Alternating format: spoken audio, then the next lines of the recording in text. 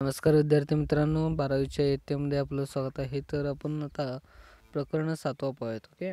तर मानसिक आरोग्यासाठी प्रथम उपचार. आता मानसिक विकृतीबद्दल प्रकरण 6 मध्ये आपण चांगल्या पद्धतीने अभ्यास केलेला आहे. त्याच्या अगोदर देखील आपण चांगल्या पद्धतीने अभ्यास केला आहे. तर त्या मानसिक विकृतीचं आणि मानसिक परिणामावर आपण जेव्हा उपचार करण्यासाठी जातो, तर ते उपचार कशा पद्धतीने केलं जातं आणि उपचार करण्यासाठी कोणकोणते प्रोसेस आहेत आणि उपचार हे कशावर केले पाहिजे, त्याची लक्षणे काय आहेत, या संबंधीची सर्व माहिती आपण या पाठामध्ये घेणार आहोत. तर तुम्ही सर्वांनी पुस्तक आपल्या समोर ठेवू शकता, कारण मी स्क्रीनवर शेअर करू शकत नाही. ओके. तर या ठिकाणी आपण पहिल्या जो काही पान नंबर 78 वर आहे त्या ठिकाणी येऊ शकता. या ठिकाणी तुम्हाला दिसेल की प्रकरणाविषयी थोडक्यात त्या ठिकाणी दिले ते पाहत. तर पहिल्यांदा प्रस्तावना आहे, त्यानंतर मानसिक आरोग्यासाठी प्रथम उपचाराची गरज हे काय आहे हे देखील या ठिकाणी दिले पहा. त्यानंतर अलगी कृती योजना, अलगी म्हणजे काय, अलगी कृती योजना केल्यावर काय मिळेल आणि अलगी कृती योजना म्हणजे काय हे देखील आपण सविस्तर माहिती पाहूयात. त्यानंतर प्रथमोपचारामध्ये खिन्नता आहे, त्यालाच आपण अवसाद म्हणतो पहा, किंवा चिंता. आता चिंता आपण पाहिलं मागच्या वेळेस. त्यानंतर आता याच्यामध्ये त्याची जी काही उपचार पद्धती आहे ती आपण याच्यामध्ये पाहणार आहोत पहा. त्यानंतर वर्तनविषयक समस्या, तुमचे जे काही वर्तन आहे त्याच्याविषयी जे काही समस्या आहेत ते म्हणजे इंटरनेट आणि जनसंपर्क साधनांचा वापर हे आपण कशा पद्धतीने केलं पाहिजे याचा देखील शेवटी माहिती आहे पहा. अध्ययन उद्दिष्ट तुम्ही वाचू शकता, हे तुमच्यासाठी असते. आणि वाटल्यास मी पण वाचत होतो, पण व्हिडिओ मोठे होतात ॲक्च्युली, त्यामुळे मी हा भाग थोडासा वगळतो पहा. ओके. तर कृती पहिला पाहूयात. पहिल्यामध्ये आपण पाहूयात. तर या ठिकाणी एक थोडक्यात माहिती दिली ते पाहूयात. तुमच्या शारीरिक आरोग्याची काळजी घेण्यासाठी तुम्ही करीत असलेल्या क्रियांची यादी करा. आता तुम्हाला जर ताप आलं किंवा सर्दी आलं तर तुम्ही काय करत असता त्यावेळेस, त्याच्याबद्दल एक थोडक्यात तुम्ही शारीरिक जे काही तुमची आरोग्याची काळजी घेत असताना तुम्ही त्याची यादी करू शकता. ओके. तर आता तुमच्या मानसिक आरोग्याची काळजी घेण्यासाठी तुम्ही करीत असलेल्या क्रियांची दुसरी यादी करा. आता पण जेव्हा तुमच्या मानसिक घटकावर परिणाम होत असतो, तुमच्यावर चिंता, त्यानंतर तुमची राग इत्यादी जे काही मानसिक कृतीवर परिणाम होत असतो, तर त्यावेळेस तुम्ही यादी करू शकता. तुम्ही राग आल्यावर काय काय करता, किंवा एखादी तुमच्या मानसिक विकृतीवर परिणाम होते त्यावेळेस तुम्ही काय करत असतात. तर नक्कीच आपण त्याच्याबद्दल माहिती या पाठामध्ये घेणार होतो. पण त्या अगोदर त्यांनी त्या ठिकाणी प्रश्न विचारलेला आहे पहा. तर तुम्ही देखील जरा प्रयत्न करा. आपण काय करू शकतो की आपल्याला जेव्हा मानसिक आजार निर्माण होत असते त्यावेळेस. ओके. तर हे दोन्ही यादी तुम्ही तयार करा आणि या ठिकाणी तुमच्या वर्गात या दोन्ही याद्यांची चर्चा करा असं या ठिकाणी सांगितले. तर दुसरं पद, तुम्ही किती गोष्टींची यादी तयार केली दोन्हीपैकी, म्हणजे तुम्ही किती गोष्टींची यादी तयार केली ते तुम्ही पाहू शकता. आणि त्यानंतर दोन्हीपैकी एक पहिली यादी दुसऱ्या यादीच्या तुलनेने सोपी वाटली का. तर या ठिकाणी पहिली यादी ही तुम्हाला सोपं वाटली, तर दुसरी यादी तुम्हाला ते बनवताना थोडंसं तुम्हाला त्या ठिकाणी जरा हे होईल पहा, म्हणजे तुम्हाला विचार करावा लागेल आणि त्यावर उपाय शोधण्यासाठी तुम्ही मानसिक कृती आणि लक्षण इत्यादी सर्व बाबींची जे काही अभ्यास आहे ते तुम्हाला करावा लागेल. त्यासाठी हे प्रकरणामध्ये आपण अभ्यासूयात. त्यानंतर तुम्हाला समजेल त्यामध्ये तुम्ही कोणकोणत्या कृती करायच्या आहेत मानसिक आजारावर, आणि मानसिक आजार कोणकोणते, त्याची लक्षणे काय, त्यावर माहिती आधी या पाठामध्ये घेऊ. या प्रश्नांची सुरुवात होत असते, त्यामुळे प्रश्न पडल्यावरच माणसाला त्या गोष्टीचा शोध वगैरे आपण घेत असतो. त्याचप्रमाणे या ठिकाणी दिलेले जे काही आहे त्याच्यामध्ये आपण जे काही प्रश्न आधी त्यांनी निर्माण केले, त्यानंतर आपण पुढे त्याचं उत्तर संपूर्ण प्रकरणामध्ये वगैरे घेणारच आहोत. चला प्रस्तावनाकडे जाऊयात त्या ठिकाणी. तर जर तुम्हाला दुसरी यादी करणे कठीण जात असेल तर तुम्हाला देखील जातच आहे मानसिक आरोग्यामुळे, काळजी करू नका, तुम्ही एकटे नाही आहात. सहसा आपल्याला आपल्या शारीरिक आरोग्याची काळजी घेण्यासाठी आपण काय करावे याची जाणीव असते, परंतु आपल्या मानसिक आरोग्याची काळजी कशी घ्यावी याबद्दल आपल्याला कुठलीच माहिती नसते. आपण देखील काही वेळेस राग वगैरे येतो, चिंता वगैरे येतो, पण हे रिअल लाईफमध्ये ठीक आहे थोड्या कालावधीसाठी, पण 6 महिन्यापेक्षा जास्त जेव्हा तुम्हाला या बदल घडून येतात तर त्यावेळेस त्या ठिकाणी तुम्हाला त्याच्या उपचारासंबंधित माहिती नसते पहा तुम्हाला. तर पुढे पाहूयात. मुलांनी निरोगी आयुष्य जगण्यासाठी काय करावे हे आपले पालक आपल्याला नेहमी सांगत असतात. नक्कीच या ठिकाणी एक उदाहरण दिले ते देखील पाहूयात.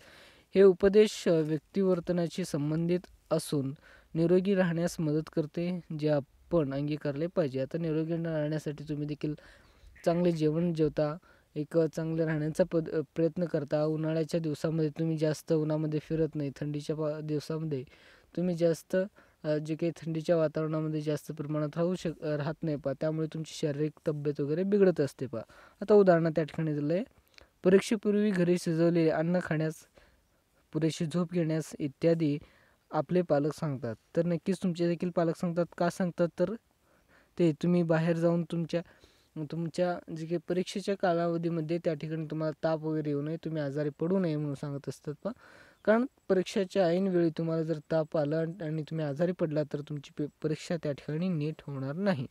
अशा पद्धतीनं परीक्षेदरम्यान काही आजारी पडू नये म्हणून हे सांगितले जाते.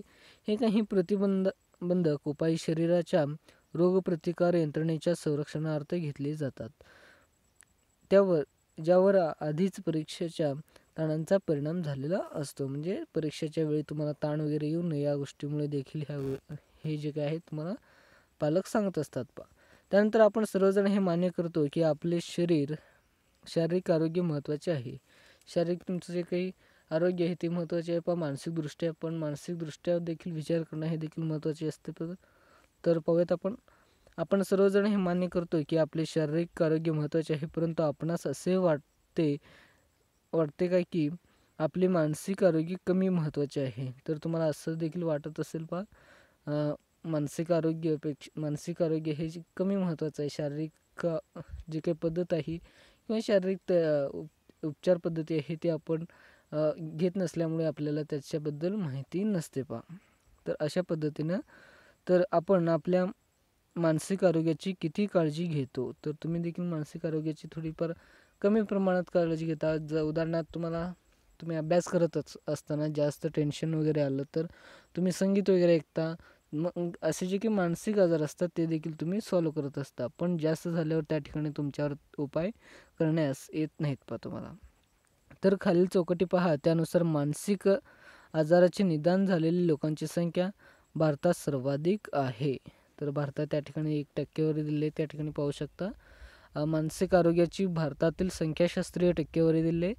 तर 2014 ते 2016 पर्यंत मानसिक आरोग्य संघटना यांनी संस्था आणि मज्जातंतू विज्ञान यांनी न्यूरोसायन्सने केलेल्या अभ्यासानुसार 10% लोकसंख्या सामान्य मानसिक विकृतीने ग्रस्त आहे. म्हणजे 10% लोकांना सामान्य पद्धतीची जी काही मानसिक विकृती असते ते 10% लोकांवर लागू आहे भारतातील, असं या ठिकाणी सांगितले. तर 1.9 म्हणजे जवळपास 2% पर्यंत गंभीर मानसिक विकृतीचे ग्रस्त आहेत.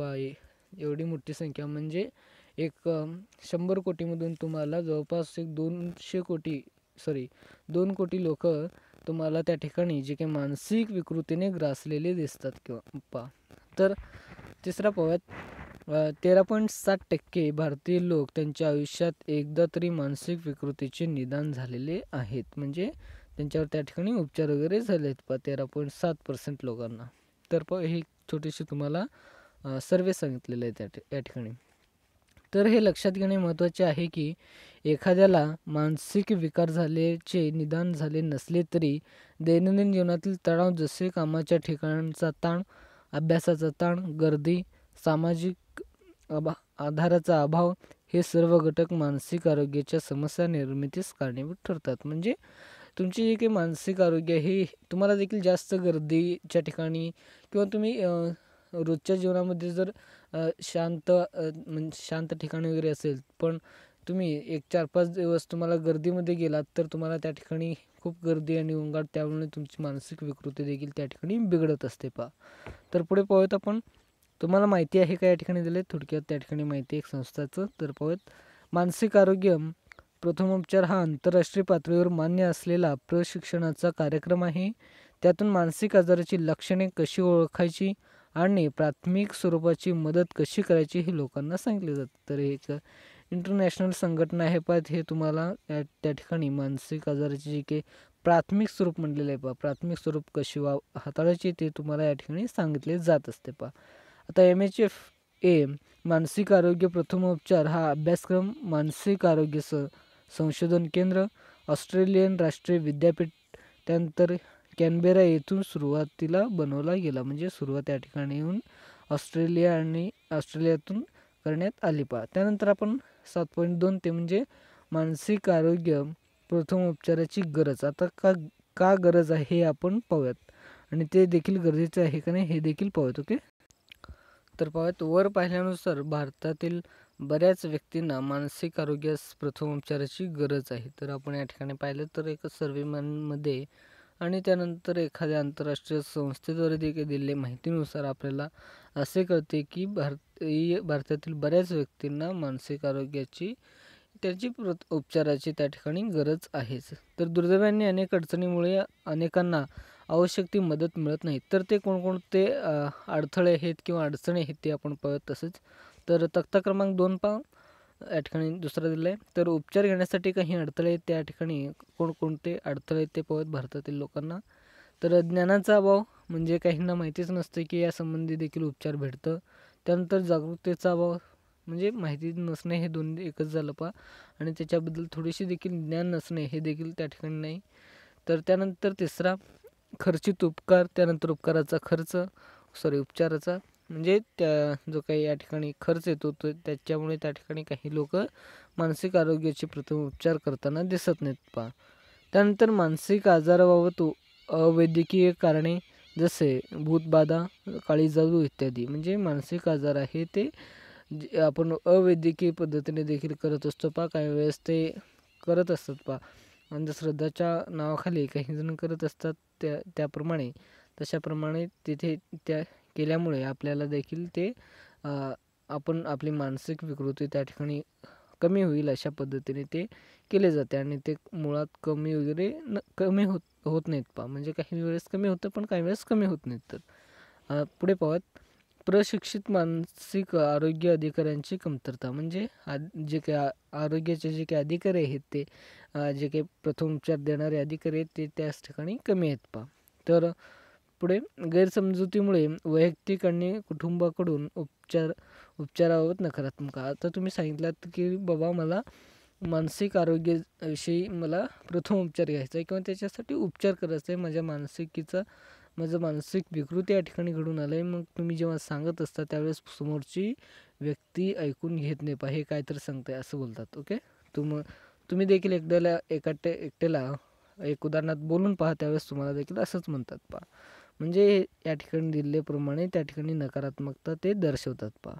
त्यानंतर पुढे अप्रशिक्षित व्यक्तीकडून दिलेला चुकीचा सल्ला. आता जे काही अप्रशिक्षित म्हणजे त्या ठिकाणी त्यांचं प्रशिक्षण पूर्ण न झाल्यामुळे ती व्यक्ती त्या ठिकाणी चुकीचा सल्ला देत असतात पहा. तर पुढे व्यक्तीच्या वर्तनात होणारी संत गतीने सुधारणा. आता वर्तनात काही प्रमाणात सुधारणा ते होतच असते, त्यामुळे आपल्याला देखील वाटतं की बाबा आपण असंच बसायला पाहिजे, आपण उपचार घेऊ नये असं आपल्याला वाटत असतं. तर पुढे पाहूयात आपण.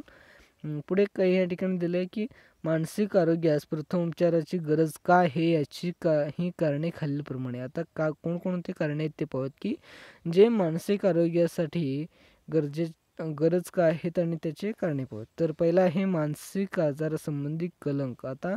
आता मी तुम्हाला जर सांगितलं की बाबा मानसिक आजार मला झालेला आहे असं मी तुम्हाला बोललो, तर तुम्हाला ते आई बाबा तुम्ही माझ्याकडं वेगळ्या दृष्टीने पाहत असता. पण मी तुम्हाला सांगितलं तर मला ताप आलेला आहे बाबा, तर तुम्ही काय म्हणाल त्या ठिकाणी? तुम्ही म्हणाल डॉक्टरकडे जावा असं तुम्ही म्हणाल की अशा पद्धतीनं तुम्ही याकडे लक्ष दिलात. तर जे काही मानसिक आरोग्य आहे त्याबाबतची लोकांबद्दलमध्ये कलंक आहे पहा, त्यालाच काळीमा त्यांनी गैरसमजुती म्हणतो पहा. मानसिक आरोग्य व्यावसायिकाकडून मदत मिळवण्यासाठी प्रमुख अडचण म्हणजे मानसिक आजारासंबंधित असणारे कलंक होय. तर या ठिकाणी जे काही व्यावसायिकाकडून जे काही कलंक आहे ते आपल्यामध्ये आहे पहा. तर ज्या गोष्टी आपल्याला सहज समजत नाही त्यांची जशी आपणास भीती वाढते, तशीच मानसिक आजाराबाबत असणाऱ्या अपुऱ्या माहितीमुळे आपणास मानसिक आजाराबद्दल भीती वाटते. म्हणजे आपले जे काही मानसिक आजार आहे ते त्याच्यामुळे आपल्याला माहिती तर नसतंच आणि ते माहिती नसल्यामुळे त्या आजाराबद्दल देखील आपल्याला माहिती नसतं आणि हे आजार कशा पद्धतीने येईल, त्याचे जे काही लक्षणे आहेत हे देखील आपल्याला माहीत नसतं. त्यामुळे आपल्याला त्या ठिकाणी भीती वाटत असते पहा. तर पुढे पाहूयात. ज्ञान आणि जागरूकतेचा अभाव आणि कमतरता पहा ते खालीलप्रमाणे पाहूयात. म्हणजे त्या ठिकाणी जे काही जागरूकता किंवा त्याविषयी जे काही ज्ञान असतं ते आपल्याला नसतं पहा. तर आहे व्यक्तिगत अपयश आणि कमतरतेमुळे व्यक्तीस दोष देणे. म्हणजे काही तुमचे जे काही अपयश असतात, काही कमी तुमच्यामध्ये जे काही वैयक्तिक कमी असतील तर त्यामुळे त्या ठिकाणी त्या व्यक्तीला दोष दिले जाते पहा. त्यानंतर मानसिक आजार हे आपल्या पापाची शिक्षा आहे असा विचार करतो. आता एखाद्या माणसाला मानसिक आजाराने तो जर घरी बसून असेल किंवा त्याला काहीतरी कळत नसेल तर आपण त्याला काय म्हणत असतो की ही बाबा त्याच्या पापाची भोगत आहे, तो असा पाप केला होता असं आपल्याला वाटत असतं. पण ते रिॲलिटीमध्ये तसं नसतं. त्यासंबंधी तुम्ही देखील उपचार त्यांना देऊ शकता. याबद्दलची माहिती आपण पुढे पाहणारच आहोत. ओके. तर एखादी व्यक्ती हे कृत्य जाणीवपूर्वक करत आहे असा विचार करणे म्हणजे हे सर्व देवाचं वगैरे महिमा आहे असं आपण म्हणत असतो पहा. अशा पद्धतीने हे जे काही कृत्य आहे ते कोणीतरी करत आहे हे आपल्याला असे वाटते. तर आपण पहिलं पाहिलं तर दुसरं लज्जा, लाज किंवा शरम असे पाहतो. जेव्हा एखादी गोष्टीची व्यक्ती शरम वाटते तेव्हा ती इतरांपासून लपवण्याचा व्यक्ती प्रयत्न करत आहे. आता तुम्ही देखील एखादी तुमच्या जीवनामध्ये एखादी घटना घडली असेल किंवा उदाहरणार्थ तुम्ही लहानपणामध्ये मला वाटतं 4थी-5वीमध्ये वगैरे तुम्ही जर संडास केला असेल पॅन्टमध्ये वगैरे तर तुम्ही त्या ठिकाणी सांगण्यात शरमत असता पहा. अशा पद्धतीने तर या ठिकाणी उदाहरण देखील दिलं आहे. जे 10वीच्या बोर्डाच्या परीक्षेत नापास झाला त्याचे हे अपयश केवळ त्याच्यासाठीच नव्हे तर त्याच्या कुटुंबियासाठी देखील शरमेची गोष्ट असल्याचे त्यांना वाटते. तर नक्कीच आपण देखील अपयश वगैरे झाल्यामुळे आपण लाजत असतो, आपण सांगत वगैरे नसतो पहा कोणाला. ओके. तर परिणामी ते समाजापासून, सामाजिक संवादापासून दूर जातात. तुम्ही जर त्या ठिकाणी न सांगितल्यामुळे तुम्ही का नापास झालात किंवा नापास झाल्यामुळे तुम्हाला खिल्ली उडवली जाते, त्यामुळे तुम्ही त्या गोष्टी सांगण्यास लज्जास्पद करत असता पहा. तर पुढे पाहूयात. तुम्हाला शरम कधी वाटली होती याचा तुम्ही विचार करा. आपण याबद्दल बोलू इच्छित नाही आणि हेच लज्जास्पद काम वाटते. म्हणजे तुम्ही देखील एखाद्या कामाबद्दल तुम्हाला देखील लाज वाटत असते आणि ते आपण जेव्हा बोलू इच्छित नाही किंवा लज्जास्पद काम असे तुम्हाला देखील एखादी गोष्ट वाटत असते. म्हणूनच आपण इतरांशी मदतही घेत नाही. म्हणजे आपल्याला लाज वाटल्यामुळे आपण दुसऱ्यांना सांगत नाही आणि दुसऱ्याने सांगितले नसल्यामुळे त्या ठिकाणी आपल्याला मदत देखील मिळत नाही. तर त्याच पद्धतीने मानसिक आजार अनुवंशाने तर जे काही मानसिक आजार आहे ते अनुवंश म्हणजे तुमच्या वडिलांमध्ये तुम्हाला येत असतं, त्यामुळे त्याला जनुकीय शास्त्र असं म्हणतात पहा. त्यानंतर सामाजिक घटक, पर्यावरणीय घटक इत्यादींच्या जटिलतेमुळे निर्माण होतात पहा. तर हे लक्षात घेणे आवश्यक आहे पहा. ते वैयक्तिक कमतरतेमुळे कधीच निर्माण होत नाहीत. म्हणूनच मानसिक आजाराचे निदान झालेल्या व्यक्तींचे दोष देण्यापेक्षा त्याला आधार देणे आणि समजावून घेणे फायदेशीर ठरले. आता तुम्ही एखाद्या ठिकाणी जे काही तुमची मानसिक आजार असेल ते तुम्ही मांडताना तुम्हाला देखील लाज वाटत असते, ते तुम्ही करू नये. तर त्या पद्धतीने तुम्ही जे काही तुमचे मानसिक आजार आहे ते तुम्हाला दुसऱ्यांना सांगून आपण त्या ठिकाणची जी काही समस्या आहे ते सोडवण्यास आपण पात्रता ठरवू शकतो. त्यानंतर तिसरा पाहूयात. लोकांना नेहमी कसे उत्तर आणि प्रतिसाद द्यावे हे माहीत नसते. म्हणजे लोकांना देखील बाबा याला मानसिक आजार आहे किंवा विकृती आहे तर त्याबद्दल आपण जे काही रिप्लाय आहे त्याला कसं वाटायला पाहिजे, आपण काय बोलू ह्याबद्दलची काही लोकांची प्रतिसाद असते ते देखील लोकांना माहीत नसते पहा. आपल्याला सल्ला देण्यासाठी आलेले मित्राला आपणास खरोखरीची मदत करायची असते, परंतु आपल्याला नेहमी यशस्वी होतोच असे नाही. म्हणजे मित्राची देखील आपण देखील यावेळेस मदत वगैरे करू शकत नाही पहा. तसेच आपल्याला नक्की काय सांगायचे तेही माहिती नसते. म्हणजे त्या आधीच तर त्याला जो काही झाला असतो तो माहिती नसतो आणि त्याच्याबद्दल उपचार सांगणे हे देखील आपल्याला माहीत नसतं पहा. तर अशा तसेच आपल्याला नक्की काय सांगायचे तेही माहिती नसते. अशा प्रकरणात चांगले होण्याऐवजी नुकसानच अधिक होण्याची शक्यता असते. अमित आणि श्यामची घटना पाहूयात. आता तुम्हाला जर चांगले त्या ठिकाणी तुम्ही जर रिप्लाय दिलात तर तुम्ही त्याचं जे काही उपचार आहे ते सांगण्यास जर मदत केलात तर त्या ठिकाणी ते चांगलं होईल. पण तुम्ही त्याबद्दल त्याची खिन्नी उडवलात किंवा त्याची काहीतरी लज्जास्पद बोललात तर त्या ठिकाणी तो तुमच्याकडे येणार नाही आणि तो पुन्हा एकदा त्या जे काही त्रास आहे त्याच्यामध्येच तो आतमध्ये जाईल पहा. तर तुम्ही जर 2-3 वेळा सांगितलंत बा 2-3 लोकांना, तर तशा पद्धतीने लोक हे सांगत जातील. त्याप्रमाणे तुमचा जो काही त्याची काही माहिती आहे ती सर्व लोकांना मिळत जातील बा. म्हणूनच तुम्हाला हे पुस्तकमध्ये दिलेलं आहे. तुम्ही देखील या पद्धतीची मदत वगैरे करू शकता पहा. मदत ही फक्त पैशानेच पुरवली जात नाही पहा, ही अशा देखील पद्धतीने पुरवली जाते. तर पाहूया त्या ठिकाणी एक कृती आहे, घटना अभ्यासा व जीवन उरतेचा उरते इतिहास. अमित दुःखी दिसत होता, तो विचार करत होता. या ठिकाणी अमित हा एक गुलाबी शर्टवाला मुलगा आहे. ते पाहूयात. तर त्याने काय म्हणाला पहा, माझा मोठा भाऊ मी त्याच्या ज्याच्या मी अगदी जवळ आहे, तो पुढील अभ्यासासाठी परदेशात जात होता. कदाचित माझा जिवलग मित्र माझ्याशी बोलल्यास मला बरे वाटेल. म्हणजे तो आता त्याचा जो काही मोठा भाऊ आहे तो त्याला सोडून परदेशी चाललेला आहे आणि तो एकटा बसलेला आहे बडबडत, की बाबा तो दुःखी आहे. तुम्ही देखील दुःखी असता तुमचा जिवलग वगैरे मित्र गेल्यावर. तर त्याला वाटत असते की त्यांनी आपल्या मित्राबरोबर जाऊन एखादी आपण ही गोष्ट किंवा याच्यासमोर चर्चा केल्यावर आपल्याला काहीतरी भेटेल, असं पद्धतीने तो मित्राकडे जातो. तर त्याचा मित्र काय म्हणतो पाहूयात. तर तुम्ही जो काही आहे चित्र त्याच्या बाजूला पाहू शकता, खाली नाही तर बाजूला पहा. बाजूला पहा. तर तू हे एवढे गंभीरतेने काय घेतो. त्याचा मित्र ते अडचण सांगितल्यावर तो त्या ठिकाणी त्याचा मित्र बोलतो पहा, तू हे एवढे गंभीरतेने काय घेतो आहेस, ही एवढी मोठी गोष्ट नाही आहे. चांगल्या बाजूचा विचार कर. तुला त्याच्यासोबत वेळ घालवण्यास खूप वर्षे मिळाली आहेत. मला तर भावंडच नाही. तुला आनंद वाटला पाहिजे की तुला एक तरी आहे. तुला काही दिवसानंतर एकदम बरे वाटेल.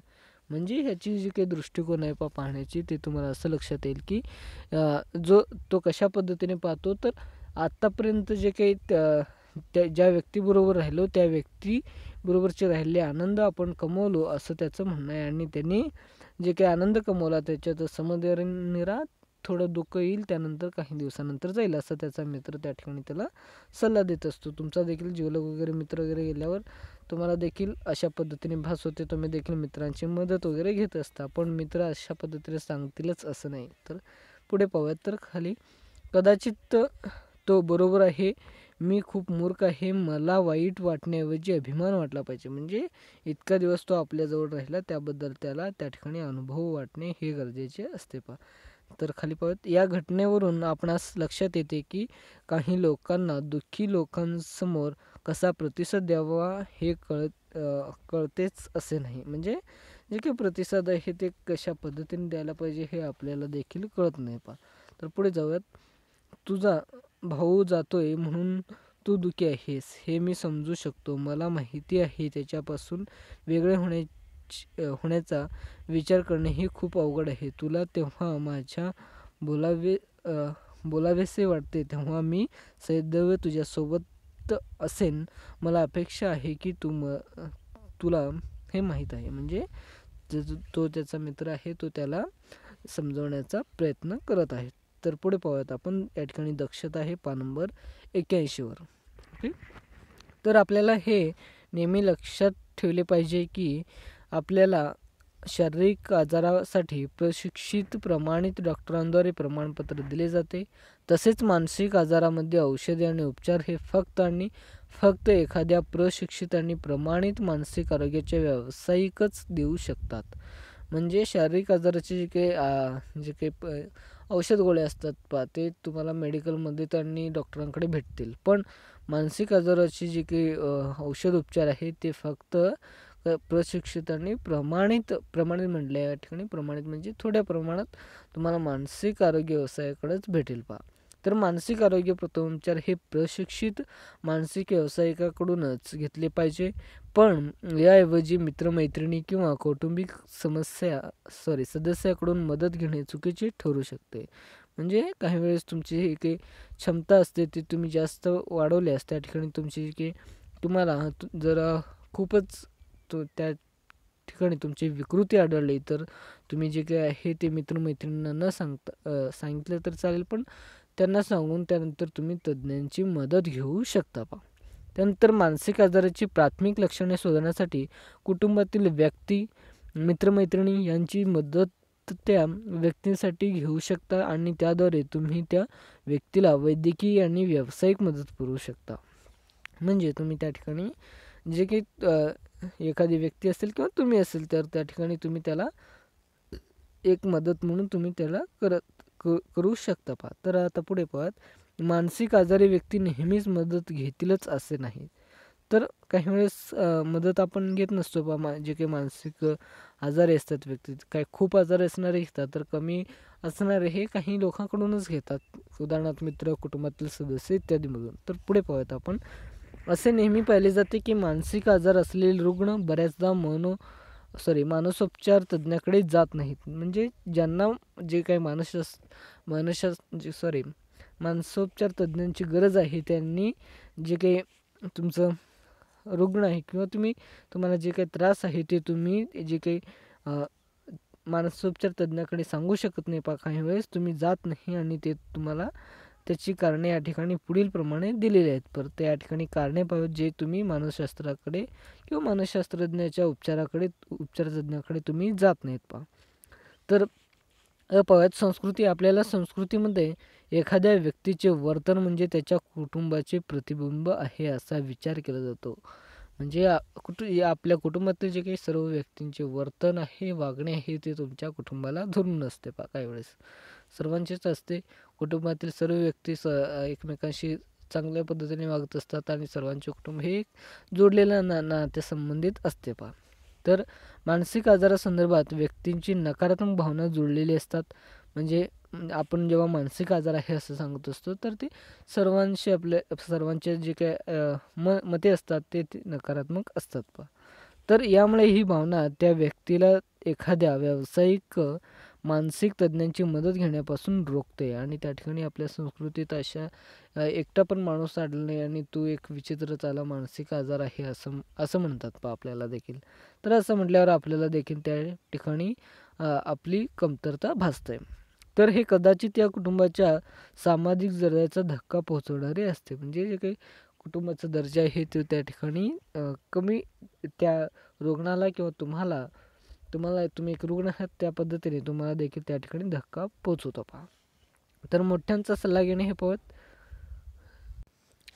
तर बऱ्याच वेळा आपण घरातील किंवा समाजातील मोठ्या व्यक्तींचा सल्ला आपल्या समस्या सोडवण्यासाठी घेतो. म्हणजे तुम्ही देखील मोठे सांगितल्यावर ऐकत असता पहा काही वेळेस.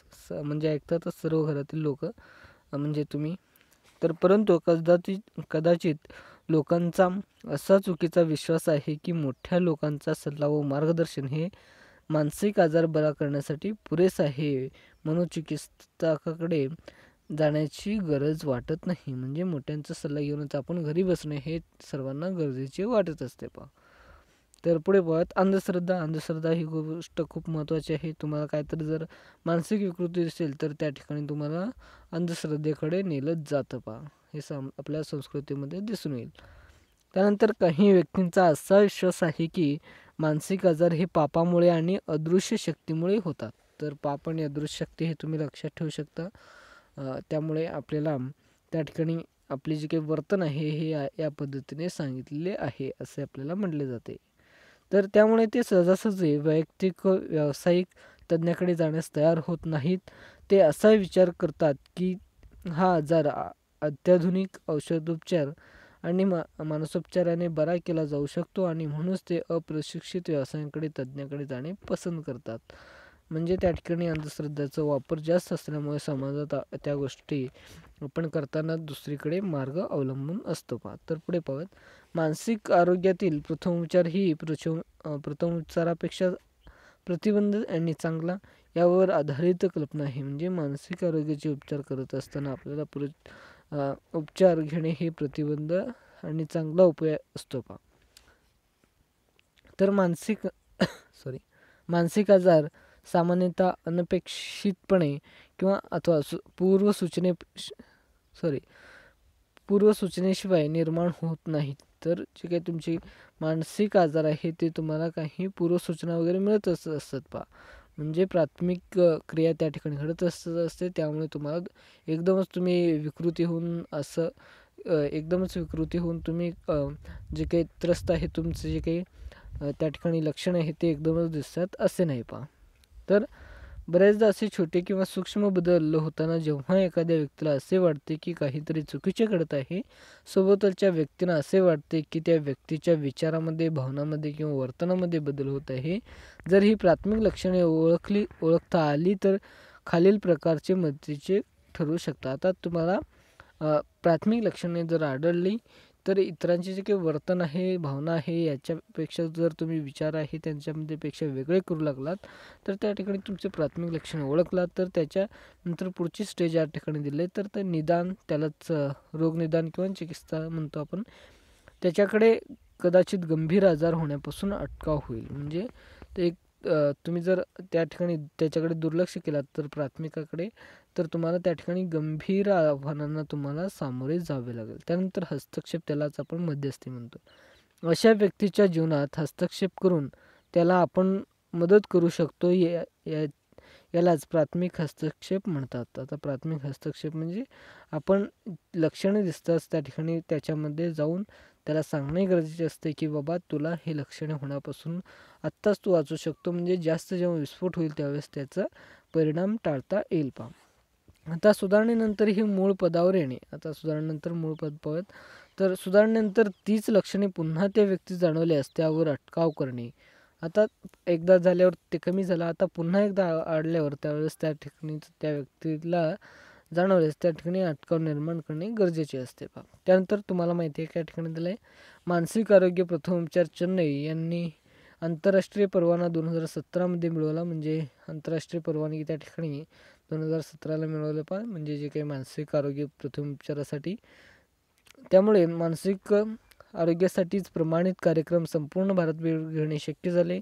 त्यांनी हजारो मानसिक आरोग्यासाठीचे प्रमाणीकृत प्रशिक्षकांना प्रशिक्षित करून मानसिक आजार असलेल्या रुग्णांना मदत केली. म्हणजे काही त्या ठिकाणी त्या आजारासाठी जे काही प्रशिक्षित लोक असतात किंवा प्रशिक्षण घेतलेले जे काही तज्ज्ञ असतात त्यांची ज्यावेळेस आपण मदत घेत असतो त्या तज्ज्ञांची त्या ठिकाणी निर्मिती केली गेली पहा. त्यानंतर भारतामध्ये हजारो मानसिक आरोग्याचे त्या ठिकाणी जे काही मानसिक आजार आहे ते त्या ठिकाणी कमी केले पहा.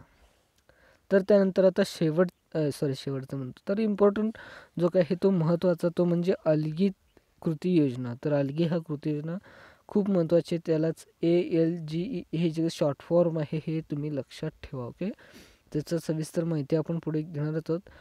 तर या ठिकाणी थोडंसं दिलं आहे, दुसऱ्याच्या आयुष्यात बदल घडवून आणण्याचा कारणीभूत व्हा, अलगी वापरा.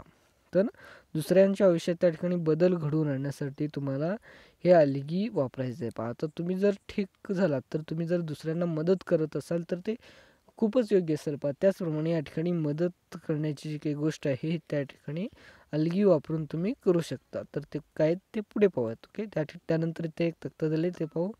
घटना अभ्यास किंवा जीवन वृत्तांत किंवा वृत्तिइतिहास पाहूयात. 19 वर्षाचा अली हा क्रिकेटचा टीमचा कर्णधार आहे. आता मी जरा पूर्ण वाचून घेतो आधी, नंतर तुम्हाला माहिती सांगतो. त्यानंतर तो सर्वांमध्ये लोकप्रिय असून सर्वांचा आवडतो, परंतु मागील महिन्यापासून त्याचे सर्वांशी संपर्क तोडला आणि मित्रांसोबत बाहेर जाणेही बंद केले. आता तो कधीतरी स्टेटस मेसेज आणि फोनला उत्तर देतो. त्यानंतर त्याच्या प्रेयसीसोबत झालेल्या वादविवादामुळे अचानक त्याचे संबंध संपुष्टात आले. त्यामुळे त्याला अपराधी वाटू लागले. त्याला झोप आणि कॉलेजमध्ये लक्ष केंद्रित करण्यास अडचणी येऊ लागल्या. मागील महिन्यात त्याने वजन कमी झाले. त्याचे वजन जे काही त्या ठिकाणी कमी झालं. त्यानंतर तो थकल्यासारखा आणि त्रासल्यासारखा वाटू लागला. संघाचा कर्णधार म्हणून तो नेहमी शांत असे, परंतु आता सामन्या दरम्यान जेव्हा संघ सामना हरण्याच्या स्थितीत आला तेव्हा त्याने पंचाशी वादविवाद केले. त्या अयोग्य वर्तनामुळे त्याला मैदान सोडण्यास सांगितले गेले. मागील महिन्यापासून झालेले बदल त्याच्या जिवलग मित्र राहुलच्या लक्षात आले. अलीच्या वर्तनातील झालेल्या बदलांची काळजी वाटून राहुलने त्याच्या मित्राची चर्चा केली. राहुलने त्याची मदत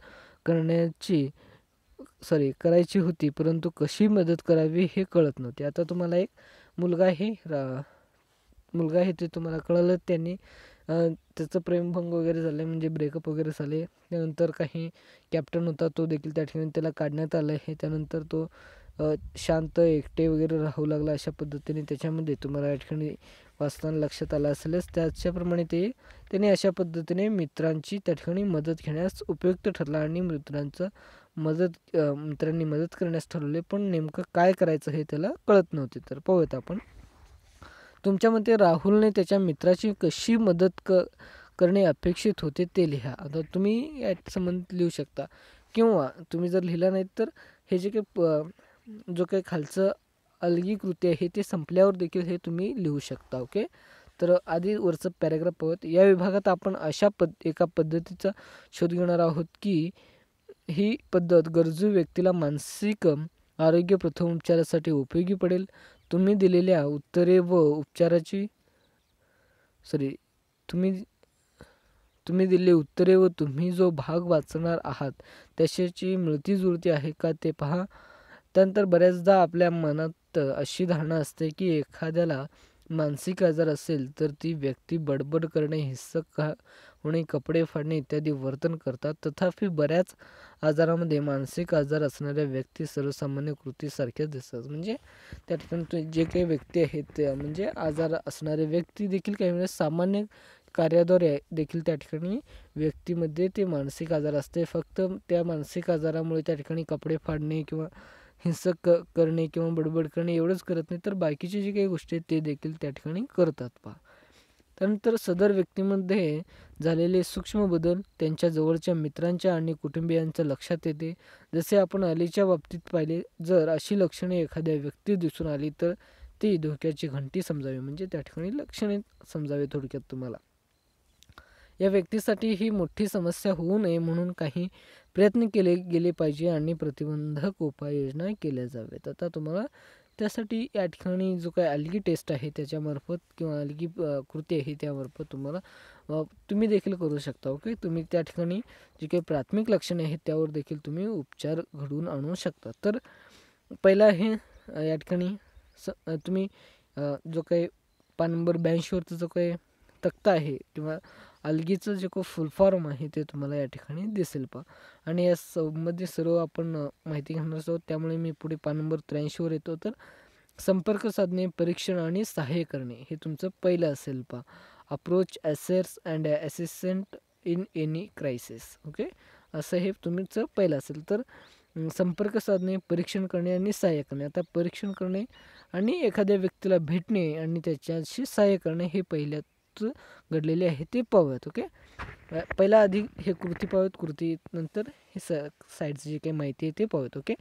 मला या ठिकाणी जो काही जॅकेट वगैरे घातलेला मित्र आहेत त्यांनी म्हणते तर ते पाहूयात. मला माहीत नाही मी काय करावे. मी नेहा आणि संकेतला विचारतो. जर त्यांना माहिती असेल तर ते सांगतील की काय करावे. आता याला त्या ठिकाणी मानसिक रुग्ण किंवा आरोग्य याच्या संबंधी जी काही तक्रार आहे तो आपल्या मित्रांशी बोलण्याचा विचार करत आहे. पहा. आता ह्या ठिकाणी जी काही मुलगी त्याला आपण नेहा म्हणतो ती काय म्हणते पाहू. संकेत आणि मी तुझ्याशी सहमत आहोत. आम्हालाही असे वाटत आहे की अलीचे वर्तन थोडेसे विचित्र आहे. म्हणजे त्याच्याबाबत त्या ठिकाणी चर्चा करत आहेत पहा त्यांनी. त्यानंतर तिसऱ्यामध्ये आम्हाला तुझ्या वागण्याची काही बदल झाले आहे असे लक्षात आले. तुझी चर्चा करण्याची इच्छा असेल कृपया आम्हाला सांगा. म्हणजे तू या ठिकाणी जे काही एखादी व्यक्ती आहे त्यानंतर दुसरी व्यक्ती त्या ठिकाणी जाऊन त्या ठिकाणी जे काही मित्र वगैरे आहे त्यांच्याशी त्या ठिकाणी त्याची काही माहिती आहे ती त्या ठिकाणी मित्राला वगैरे सांगत आहे. एवढं तुम्ही लक्षात ठेवू शकता. तर साईडचं जे काही पॅराग्राफ आहे ते जरा वाचल्यावर तुम्हाला लक्षात येईल. ओके. तर ही सर्वसामान्य प्रवृत्ती आहे की आपण आपल्या भावना इतरांसमोर व्यक्त करण्यास टाळतो कारण आपणास असुरक्षितता वाटते. तुम्हाला देखील वाटत असते काही मानसिक आजार झाल्यावर तुम्हाला देखील ह्या गोष्टी वाटत असतात आणि वाटल्यावर तुम्ही देखील त्या ठिकाणी कुणाला न सांगण्यास घाबरत असता. पहा. जे लोक ताणतणावात आहेत त्यांच्याशी संपर्क साधणे ही आपल्याला अवघड वाटते कारण आपल्याकडून त्यांचा अपमान होईल अशी भीती वाटते. म्हणजे आपण जरा काहीतरी सांगितलं तर जे काही मित्र आहेत ते तो आपली लज्जास्पद काहीतरी बोलतील ना त्या ठिकाणी आमचे जे काही अपमान वगैरे होईल. पहा. तर येथे राहुल खरं तर काही करू शकत नव्हता किंवा अलीच्या वागण्याबद्दल गप्पा मारू शकला असता, परंतु त्याऐवजी त्याने सकारात्मक दर्शवले आणि अलीची मदत केली. आता मदत करण्यासाठी तो त्या ठिकाणी पुढे आलेला आहे पहा. तर नुसते घडलेल्या घटनेकडे बघत बसण्यापेक्षा एक जबाबदार मित्र म्हणून राहुलने अलीचा काळजी घेणे महत्त्वाचे आहे. म्हणजे त्या ठिकाणी जो काही मित्र देखील आहे तो त्याचा काळजी घेण्यासुद्धा पुढे आला. तर जरी येथे आपल्याला मूल्यमापन करीत असलो तरी त्यासाठी मानसशास्त्रीय चाचण्यांचा उपयोग करीत नाही. म्हणजे या ठिकाणी जे काही मानसशास्त्रीय चाचणी आहे ते त्या ठिकाणी कमी प्रमाणात उपयोग पडत नाहीत. परंतु जे निरीक्षणाद्वारे एखाद्या व्यक्तीचे वर्तनाचे मूल्यमापन करण्याचे आधारित असू शकते. येथे आपण फक्त परिस्थिती समजून घेण्याचा प्रयत्न केला आहे आणि लक्षात घ्या की काही व्यक्तीमध्ये वर्तनाच्या संबंधित बदल होत असतात. म्हणजे या ठिकाणी तुमचं जे काही चाचणी वगैरे या ठिकाणी नाही किंवा मानसशास्त्राचे जे काही चाचण्यासंबंधी या ठिकाणी उपयोग ठरू शकत नाही. त्यामुळे हे जे काही कृती आहे ते तुम्हाला फक्त एखाद्या लक्षात ठेवण्यासारखं ठेवलं आहे. त्यानंतर दुसरा पाहूयात निष्पातीपणे ऐकणे. आता ऐकणे निष्पातीपणे पाहूयात. ओके, तर आधी कृती पाहूयात. मला माहिती आहे की पंच माझा संघ हरवू इच्छित होते म्हणून त्यांनी हेतुपूर्वक मला बाहेर काढले. म्हणजे तुम्ही आता उदाहरणार्थ सांगतो, तुम्ही एका कबड्डी टीममध्ये आहात 7 जण.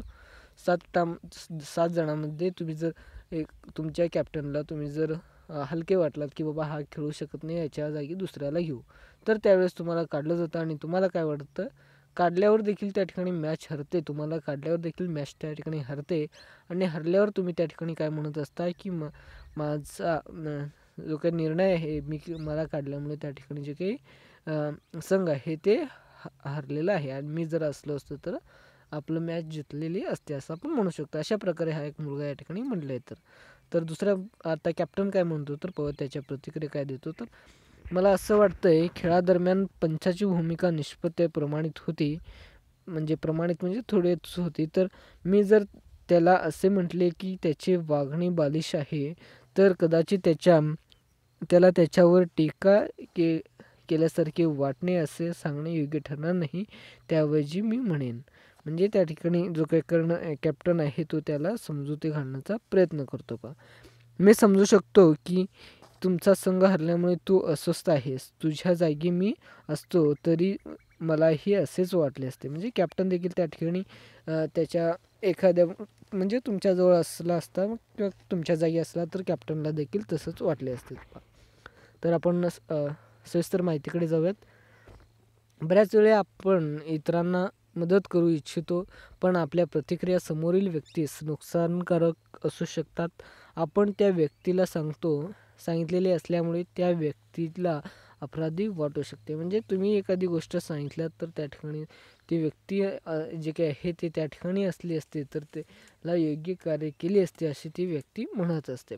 तसेच स्वतःबद्दल चुकीचे विचार करून ती स्वतः असह्य समजू शकते. म्हणजे आपण ज्या टीममध्ये आहोत त्या टीममध्ये तुम्हाला ह्या उदाहरणावर सर्व गोष्टी माहिती क्लिअर झाली असेल तर ते ह्या ठिकाणी आता फक्त निष्पत्तीपणा म्हणजे काय हे ऐकून घेऊयात. ओके, तर या ठिकाणी पुढे दिलं आहे निष्पत्तीपणा म्हणजे तुमची जी काही मते आहेत बाजूला ठेवून एखादी व्यक्ती काय सांगत आहे ते ऐकणे. आता तुम्हाला या ठिकाणी जो काही कॅप्टन शेवटच्या चित्रामध्ये जर तिसऱ्या चित्रामध्ये जर तुम्हाला पाहिला असेल तर त्या ठिकाणी कॅप्टन जो काही सांगतो तो मुलगा ऐकत असतो. म्हणजे त्या ठिकाणी निष्पत्तीपणे ऐकणे हे तुम्ही लक्षात ठेवू शकता आणि तुम्ही हे निष्पत्तीपणे ऐकणे म्हणजे काय आणि एक उदाहरणं लिहून तुम्ही हे पूर्ण करू शकता. ओके, तर ऐकत असताना असे खात्री करून घेणे आवश्यक आहे की त्याच्यावर टीका होत नाही. जेव्हा त्याला समोरील व्यक्ती दोष बघतोय असे वाटते तेव्हा बचावात्मक बनतात आणि ते बोलणे थांबवतात. म्हणजे जेव्हा कॅप्टन जेव्हा त्यावेळेस तुम्हाला बोलत असतो तर त्यावेळेस तुमचे जे काही बोलणे आहे तो कॅप्टन ऐकत असतो, त्यामुळे तो बोलणे थांबवलेले असतात. तर निष्पत्तीपणे ऐकणे याचा अर्थ असा नाही की तुम्ही दुसरी व्यक्ती काय सांगतात आहे याच्याशी तुम्ही सहमत असणे आवश्यक आहे. म्हणजे जो काही कॅप्टन तुम्हाला सांगतोय ते तुम्ही नीटपणे ऐकून घेणे आवश्यक आहे. याचा अर्थ असा आहे की आपण त्याच्यात तद्भुती दाखवत आहात आणि त्याचा स्वीकारत आहात. तुम्ही असे दाखवा तुम्हाला हे समजले आहे की ते सध्याच्या परिस्थितीत संघर्ष करीत आहे. म्हणजे तुम्ही टीमसाठी दोघांचं योगदान तेवढंच आहे आणि कॅप्टननी आपल्याला सांगितली गोष्ट आपण ऐकणे गरजेचे आहे पहा. म्हणजे दोघांचं त्या ठिकाणी म्हणजे तुमच्या जागी घेतलेल्या प्लेयरचं देखील त्या ठिकाणी योगदान महत्त्वाचं आहे. जेव्हा आपण निपक्षपातीपणे ऐकण्याचं समर्थ असतो तेव्हा दुसऱ्या व्यक्तीला पाठिंबा असल्यासारखा वाटतो आणि ते मोकळेपणाने बोलतात पहा. म्हणजे आपण त्यावेळेस त्याचं कॅप्टनचं ऐकत असतो त्यावेळेस आपल्याला देखील बरं वाटत असतं पहा. त्यानंतर आधार देणे आणि माहिती पुरवणे. आता एक मुलगा आहे त्याला आधार दिले त्याच्या मित्रांनी ते पाहूयात. ओके. तर अली हा राहुल, नेहा आणि संकेतशी बोलत आहे. तर या ठिकाणी पान नंबर 85वर तिसरा आहे पहा. तर मी माझे आयुष्य उद्ध्वस्त केले आहे. माझ्या अभ्यासावर दुर्लक्ष झाले आहे. माझ्या प्रेयसी सोबतचे माझे नाते तुटले म्हणजे ब्रेकअप वगैरे चालले आहेत पहा. त्यामुळे आणि प्रशिक्षक मला कर्णधार पदावरून काढण्याचा विचारत आहेत आणि मी अपयशी आणि निरुपयोगी आहे. या ठिकाणी तुम्हाला पहिला उदाहरण लक्षात आलं असेल. ओके. तर पहिल्या कृतीमधील तुम्हाला मुलगा या ठिकाणी दिसेल. तर तो आपली जे काही मते आहे ते मित्रांना सांगत असतो की मी अपयशी आणि निरुपयोगी आहे. तर दुसऱ्यामध्ये पाहूयात. मी समजू शकते की तुला वाईट वाटते आहे. मला विश्वास आहे की आता तुला ते वाटते तेच भविष्यात वाटेलच असे नाही. म्हणजे आता आपण त्याला त्या ठिकाणी अपयश आणि निरुपयोगी वाटत आहे पण ते भविष्यात जाऊन बदलेल अशी ती एक मुलगी असे तिला समजावत आहेत पहा. तर दुसरा पाहूयात. आपल्याला प्रत्येकालाच हा अनुभव आला आहे की आपण कधी ना कधी मागे पडतो आणि अपयशी ठरतो. याचा अर्थ असा नाही की आपण नेहमी अपयशी ठरणारी व्यक्ती आहोत. हे लक्षात ठेव की तू पात्र आहेस, पात्र व्यक्ती आहेत. म्हणजे तू नेहमी असं लक्षात ठेवू नको बाबा की बाबा तुमचं जे काही अपयश आहे ते किंवा तुमचं जे काही मागे पडण्याचं कारण आहे ते एवढेच तुझ्यासाठी पात्रता नाही, तर पुढे आपण जाऊन काही एक चांगल्या पद्धतीने जीवन जगू शकतो असं एक मित्र सांगितलं. तर पुढे पाहूयात त्यांनी काय म्हणतात त्यांनी. तर तुम्हा सर्वांचे बोलणे ऐकून मला खूप बरे वाटते आहे, आशादायक वाटत आहे. म्हणजे त्याला त्या ठिकाणी चांगलं वाटलं आणि त्याच्या जे काही आयुष्य आहे ते जगण्याचा प्रयत्न केला पहा. आता या ठिकाणी आधार दिली आणि माहिती देखील पुरवली गेली पहा. ओके. तर या ठिकाणी तुम्ही उदाहरणावरून शिकू शकता. तर खाली माहिती पाहत. एखाद्याला प्रामाणिकपणा पाठिंबा दिल्यास ती व्यक्ती आपल्याला महत्त्वाची आहे हे त्या व्यक्तीला कळते. एखाद्या व्यक्तीस दुसऱ्याचा पाठिंबा मिळतो तेव्हा तिला असे वाटते की परिस्थिती नियंत्रणात आली आहे आणि त्याला त्याची जाणीव होते आहे की तो एकटे नाहीत. म्हणजे आपण देखील या सर्व गोष्टी करत असताना मित्राला वगैरे सांगितल्यावर आपल्याला देखील बरं वाटत असतं पहा. मित्र देखील आपल्याला काहीतरी म्हणतो की बाबा व्यवस्थित आहे, असं करू नको, दुसरे काहीतरी बघू आपण, असं म्हटल्यावर आपल्याला देखील बरं वाटत असतं आपल्याला. म्हणजे तुम्हाला बरं वाटत असतं आणि बरं वाटल्यावर तुम्ही देखील त्या ठिकाणी घरी आल्यावर देखील तुम्हाला वाटतं की मी मित्रांसोबत शेअर केलं ही गोष्ट आणि त्यांनी चांगले मार्ग दाखवले म्हणून त्यात तुमचं जे काही टेन्शन असतं, तणाव असतं त्या ठिकाणी तुम्हाला कमी होण्यास पात्रता ठरते पहा. तर चौथा पाहूयात. व्यावसायिक तज्ञांची मदत घेण्यास प्रोत्साहित. आता या ठिकाणी अजून एक उदाहरण आहे ते पाहूयात. राहुल बोलत आहे. राहुल या ठिकाणी मुलगा दिसेल. तर आम्हा सर्वांना असे वाटते की तू महाविद्यालयाने समुपदेशनाकडे जावे. म्हणजे एखाद्या त्या ठिकाणी जे काही वर्तन किंवा त्या ठिकाणी लक्षणे आल्यावर एखादा मुलगा त्याला सांगत असतो की समुपदेशनाकडे जावे. तर तो मुलगा म्हणतो नाही, मी माझा स्वतःच्या समस्या स्वतः सोडवू शकतो. इतरांना हे समजल्यास ते मला वेडे आहे असे समजतील आणि मला अपयशी ठरवतील. तुम्ही देखील हे केलं असेल. ओके. तुम्ही देखील एखादी तुमच्याकडून कृत्य झाला असेल किंवा एखादी गोष्ट तुम्ही मानसिकदृष्ट्या तुमच्यामध्ये आढळत असेल त्यामुळे तुम्ही काय मित्र तुमचा जर सल्ला दिला तर त्याला आपण उलट अशा पद्धतीने म्हणत असतो पहा. वेडा आहे का असं म्हणतील ते लोक असं आपण म्हणतो पहा. तर आम्ही सर्वजण तुझ्यासोबत समुपदेशनाकडे घेऊ. म्हणजे त्याला सर्वजण मित्र वगैरे गोळा करून त्याला घेऊन जाण्याचा प्रयत्न करतात पहा. अजून एक मुलगा त्या ठिकाणी काय सांगतो पाहूयात. हे शक्य आहे की आपले काही वर्गमित्र तुझी चेष्टा करतील. आपण त्यांच्याकडे लक्ष न देता तर त्याऐवजी तुला कसे बरे वाटेल याचा विचार करू. म्हणजे त्या ठिकाणी वेडे म्हणणारे म्हणू दे, आपण त्या ठिकाणी तुझं जे काही आयुष्य आहे की तुझं काही आजार आहे ते त्या ठिकाणी मानसिक आजार आहे ते तुम्ही कमी करण्यास आपण प्रयत्न करू असं त्या ठिकाणी आपण तज्ञांची मदत घेण्यास त्या ठिकाणी प्रोत्साहन करताना मुले दिसतात पहा. तर खाली माहिती घेऊयात आपण. भीती, कलंक आणि लाज. आता हे तिन्ही गोष्टी लक्षात ठेवा, तुमच्यामध्ये देखील आहेत. ते योग्य ते वेळी वापरा. पण तुम्हाला जर तुमचं जर ह्या जे की कारणं आहेत तुम्हाला आत्तापर्यंत सांगितलेले जे की सर्व गोष्टींमध्ये तुम्हाला लक्षात आलं असेल की या गोष्टी या ठिकाणी वापरू नका. भीती, लाज या ठिकाणी विसरा आणि तुमचं जे काही मानसिक उपचार आहे त्या ठिकाणी तुम्ही करू शकता. ओके. तर तज्ज्ञांची मदत घेण्यास अडथळ्याचे काम करतात. म्हणजे हे जे काही सर्व गोष्टी आत्ताच सांगितल्याप्रमाणे ते तज्ञाकडे जाण्यास नको असे वाटतात पहा. आपल्याला मागील वर्षाचा पुस्तकामध्ये आपण समुपदेशक आणि चिकित्सालयीन मानसशास्त्रज्ञांची अनेक कामाचा यापूर्वीच अभ्यास केला आहे. म्हणजे काही या दोन्ही शाखांचा आपण चांगल्या पद्धतीने मला वाटतं दुसऱ्या प्रकरणामध्ये तुम्ही अभ्यासलेला आहात. ज्याप्रमाणे आपण आजारी पडतो तेव्हा एखाद्या डॉक्टरांकडे जातो, तसेच मानसिक आरोग्यासंबंधी प्रश्न निर्माण झाल्यास मानसिक आरोग्य व्यावसायिकाकडे जाण्यास अजिबात संकोच करू नये म्हणले. म्हणजे तुम्ही त्या ठिकाणी जे काही मानसिक तुम्हाला जे आजार वगैरे होत असते तुम्ही डॉक्टरकडे जाता. तसेच शारीरिक आजार असल्यावर तुम्ही डॉक्टरांकडे जाता आणि तुम्हाला जर मानसिक आजार आढळत असेल तर तुम्ही देखील तज्ज्ञांची भेट घेऊ शकता आणि घेणे गरजेचे देखील असते पहा. तर मानसिक आरोग्य अभ्यासक हे प्रशिक्षित असतात. त्याचप्रमाणे ते एखाद्या व्यक्तीतील समस्या ओळखण्यास मदत करू शकतात. ते व्यक्तींना परिस्थितीसमोर सामोरे जाण्यासाठी आणि धोरणे ठेवण्यास मदत करतात. तर त्या ठिकाणी तज्ज्ञ लोक त्या ठिकाणी जे किंवा मानसोपचाराचे जे काही निदान करणारे आहेत ते त्या ठिकाणी तुम्हाला तुमचे काही उपचार त्या ठिकाणी केले जाऊ शकते. तुम्ही यासंबंधी जे काही सर्व माहिती आहे ते तुम्हाला या ठिकाणी भेटली म्हणजे त्या ठिकाणी तज्ज्ञांकडे जावं हे तुम्हाला देखील कळालं असेलच. ओके. तर 5वा शेवटचं पाहूयात. स्वतःला मदत करण्यासाठी सहाय्यभूत योजना तयार करण्यास प्रेरित करणे. आता तुम्हाला मदत तर पाहिजे आणि मदत घेणे सर्वांचे योग्य वाटल्यास आपल्याला आपण काय करायचं आहे त्या ठिकाणी योजना तयार करून आपण त्या ठिकाणी जे काही आहे ते आपण कशा पद्धतीने सॉल्व्ह करू शकतो ते पाहूयात. त्या ठिकाणी अजून एक कृती आहे शेवटचं, तर ते पाहूयात. तू तुझ्या पालकांशी आणि मोठ्या भावंडाशी देखील बोलू शकतो. म्हणजे या ठिकाणी मागील जे काही कृती आहे तेच या ठिकाणी दिलं आहे.